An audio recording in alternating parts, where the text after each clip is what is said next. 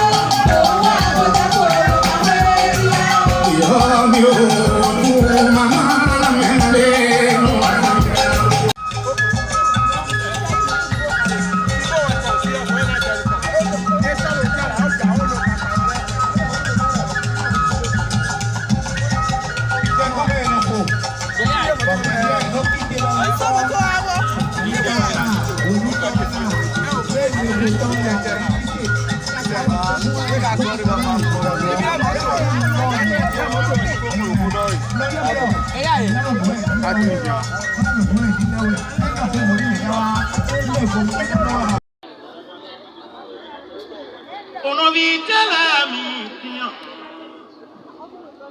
Pala de roi basé ton l'ami. Arrête, j'aurais mes boutières. Ouais, pour donner l'envie à créer à mon château en lomé. Attaque pour toi, mon sofa, on y a valou. Accordé tout le midi, eh, we're a fuck, they told me, they tell me, they boire. You go, I don't want. And they told us, la cadeau. Au point, va pas de son la cabac, à la cacoyne, cara, sagewe. Et mi me de à ta beau, à la maouenne, à ta phone, même maman, voyons, bon, non, papa. Mais de vous n'a pas faute, nous, et ça va être les qui toga. Ni mere mata futo mito. Nous et toi, divino diamondo. Apamana to va te bato comie. Mais ola va se toro tata ni fue tu mito. Mito te cana divino diamondo. Apamana to suvo qui boti non demi. O sufwe kon tata ma ya wan onoti asi pa lope no ton ya wan kon gregeja ko to ma ya wan oti apase sa pulo no son si olande wili de ba wa itini bio e bo yin tata gbese nu do we kenoda akoma ma lan tan iton kon khilu kun menu we idoti ero khilu mo je tun pe nu ni keto walking up on my combo for boating, say. A bad one, to me, your Mawachalon, and the Wetambo. Make one in your home. Keep on a chalon, saying, Kumbalaco at Cheji. Todo Kazemi when to Tego. Unano Fibona do we better one for Tibo for take on Walodaki.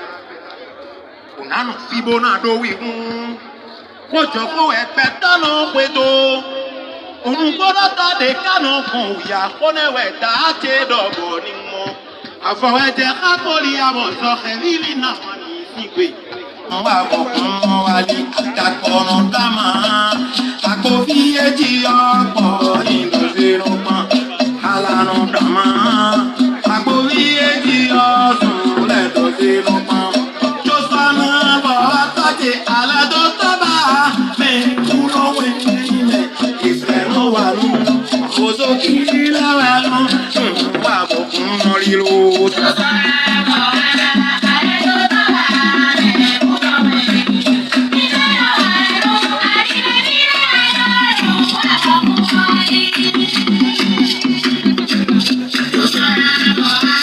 D'accord.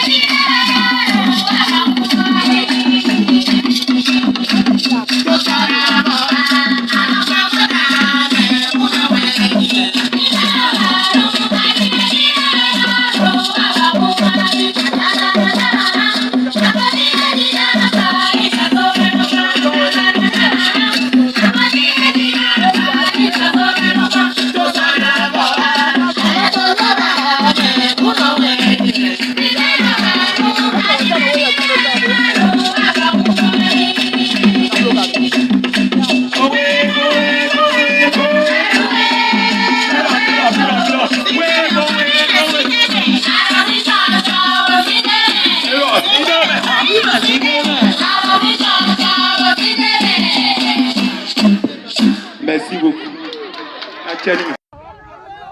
Au Niger, la tension monte entre les autorités et la société civile. Une quinzaine d'organisations de la société civile nigériane ont lancé mercredi un mouvement dénommé M62, Union sacrée pour la sauvegarde de la souveraineté et de la dignité du peuple, en vue de s'opposer à la présence militaire française au Niger. Considérant les multiples assassinats de nos populations civiles par la force Barkhane chassée du Mali et illégalement présente sur notre territoire qu'elle estime conquis pour matérialiser son dessein funèbre de déstabilisation du Sahel, réitérons notre opposition à la présence militaire française dans notre pays et exigeons son départ immédiat, ont écrit les organisations de la société civile, parmi lesquelles des associations de défense des droits de l'homme et des syndicats.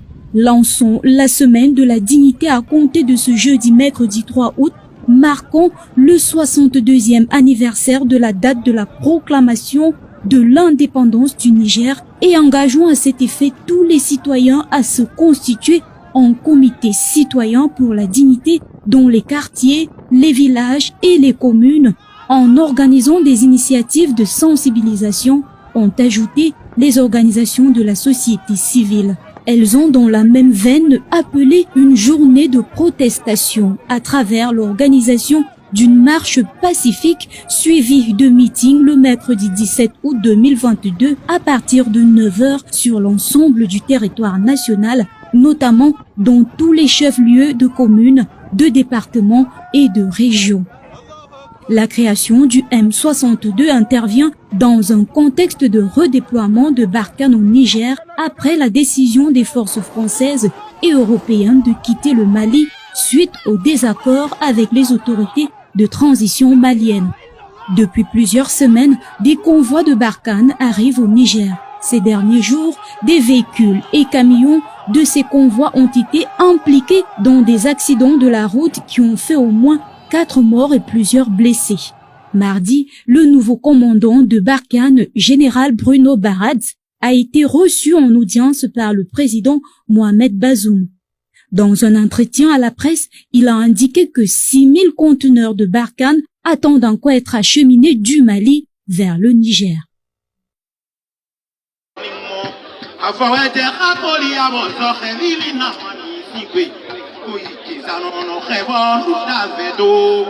adìyẹ ìpàfọ̀jìwẹ̀ díje.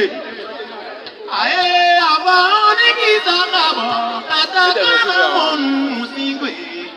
Mi ò rà pọ̀ kó wa. Ra ètò wa rè mẹ́kúnná wí. Àbàbà èyí díje. Díje ń tẹ́lú lè tẹ̀lé ọ̀.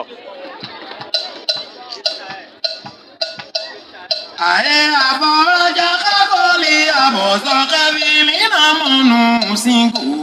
Mi bó mọ̀ rà pọ̀ kó wa inú paniwẹ̀nu kúrú ra ètò wa rè mẹ́kúnná wí. Àbàbà èyí ti sẹ́kọ̀ ọ̀kẹ́ta bẹ́ẹ̀ wà ní sígbè. Torí tó sábà kó inú pápá sábà súnlẹ̀ tó bẹ̀tẹ̀ fún inú sáré lọ. Àbọ̀jà kákọ́lé àbọ̀ sọ́kẹ́bí nínú mọ̀nù sígbè. Dikende metana pápá paniwẹ̀nu kúrú ra ètò wa rè mẹ́kúnná wí. Àbàbà èyí ti sẹ́kọ̀ ọ̀kẹ́ta bẹ́ẹ̀ wà ní sígbè. Torí tó sábà kó inú pápá sábà súnlẹ̀ tó bẹ̀tẹ̀ fún inú sáré lọ. Àbọ̀sọ̀rọ̀ kọ́ ẹ̀ ọ̀pẹ̀rẹ̀ sí i.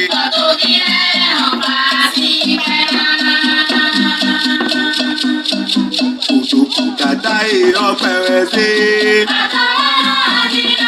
Àbúrò tó ní gbogbo tán ọ̀pẹ̀rẹ̀ sí i.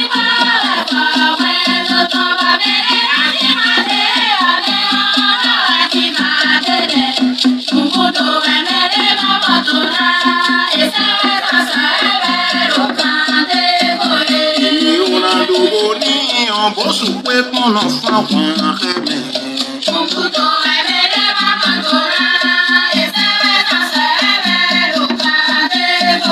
Àbọ̀sù náà bí kàkàn máa kí.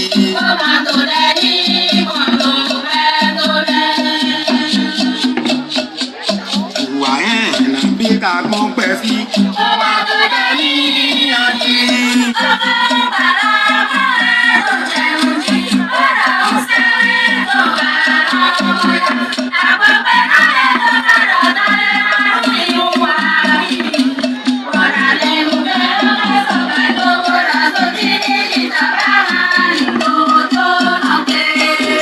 Pẹ̀lú tí wà lọ sókè kan wọn tọ́ kó mi. Kẹ̀dọ́dọ́ yẹ kó èmi wá dé ọ.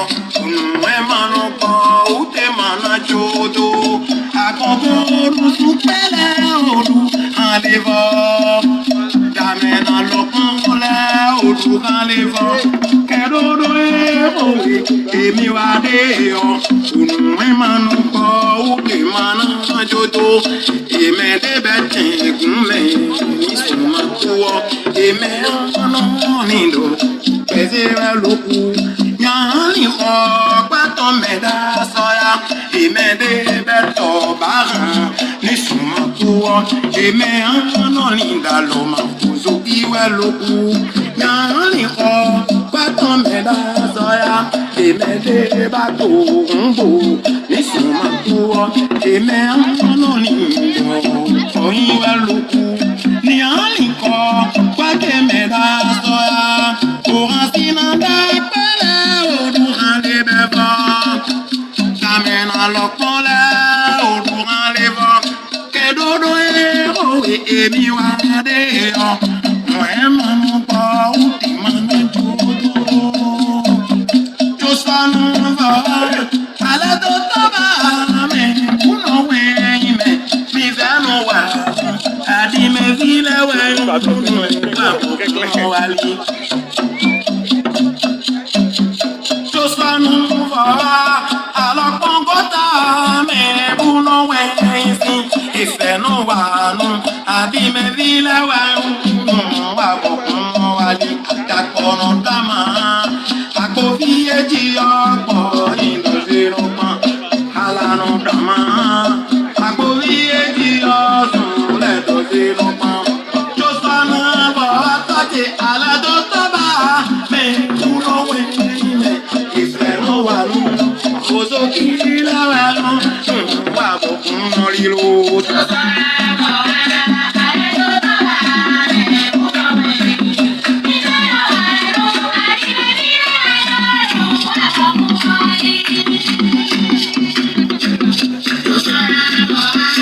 D'accord.